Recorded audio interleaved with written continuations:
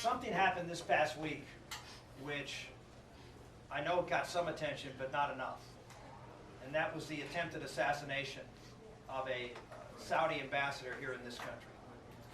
And if you are to believe what the reports I've seen, which seem to be fairly substantial, that this is well documented, that high levels, well, certainly the Quds Force, which is the, I'm trying to think about how you would equate them. It's similar to, I'm trying to, a quasi-military force, if you will, within Iran, that they were involved. And the Quds Force is absolutely controlled by the government of Iran, all right? And it's like, I'm trying to think the name of the group in Iraq, and I'm just, the Fedayeen, yeah, those folks. It's sort of the similar type of organization, but a little bit more upscale. And they were involved clearly from the documentation of doing so. What the implication of the Iranians feeling comfortable, this is the thing that should worry everybody.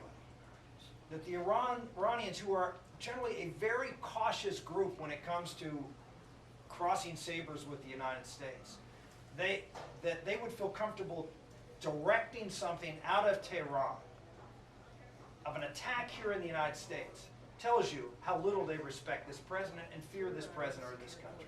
That's number one.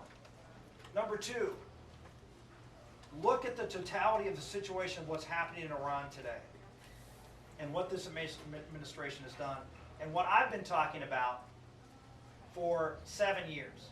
7 years ago, I introduced a bill called the Iran Freedom Support Act.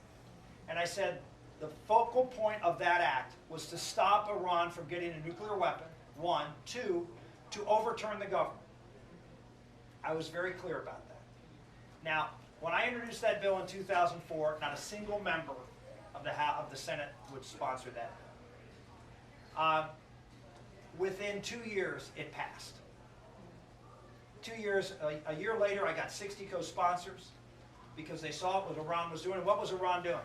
It was providing IEDs, improvised explosive devices, to the insurgents in Afghanistan and primarily Iraq that were the most lethal.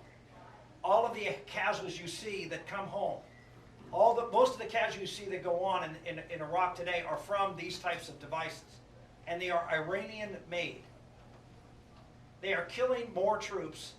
They've been responsible, Iran's been responsible for killing more troops than even the Iraqis and the Afghans. And we have done nothing. We have done nothing. In fact, we've done worse than nothing. Under this president, there was a chance 2 years ago when there was a revolution within Iran, not one sponsored by the CIA, not one sponsored by the radical fundamental Islamists, because the radical fundamental Islamists are the government of Iran. Okay? It's the easiest group of folks to support. Egypt was tougher. Why? Because it was a friendly government to the United States. Libya was easier to support Gaddafi. Why? Because as crazy as Gaddafi was, he wasn't a radical Islamist. Okay? He wasn't part of the Muslim Brotherhood, of Al-Qaeda. Iran is the most radical theocracy in the region. They are the ones fomenting terror. Syria is their puppet state. Hamas, Hezbollah are funded by Iran more than any other country. They are public enemy number one in the region, not just the United States, but to most of the Sunni world, particularly Saudi Arabia. That's why they were attacking the ambassador to Saudi Arabia, because they want to dominate the region. They want to displace the Saudis as the principal force in the radical Islamic world. Okay? So this is the game plan. And here we had 2 years ago, the President of the United States with an opportunity with true pro-democracy folks rising up in the streets over a fraudulent election, and the President said nothing. Other than, calm down, looks like a legitimate election to me, which is a joke. Yes. They announced the results the night of the election before the votes were counted. This was a huge missed opportunity. And we are paying a price for it right now. Because when the opportunity arose, the president blinked, coddled our enemy. And so they thought, well, we're not worried about this guy at all. We have no concerns that he's going to cause us any trouble. And as a result, they have moved forward their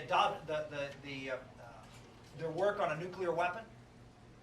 And depending on what intelligence source you believe, whether it's the Israeli intelligence or our intelligence or published reports, they are either months or a few years away. But here's a very important point. Once they get a nuclear weapon, and if this president stays in office long enough, they will get one. Because he will do nothing to stop them. Once they get a nuclear weapon, the world as you know it is over. That occurrence will be a weekly, maybe daily occurrence in the world. Why? Because Iran will be able to foment terror with impunity, because no nuclear power has ever been attacked. They aren't getting this nuclear weapon so they can drop it on Israel. They may someday, I don't know. What they want the nuclear weapon for is so they are protected, so they can go out and disrupt, terrorize, and spread radical Islamic theocracy all over the Middle East, first, into Western Europe, second, and third, isolate the United States. This is their goal. This is their objective. And if we don't stop them, they will accomplish that objective.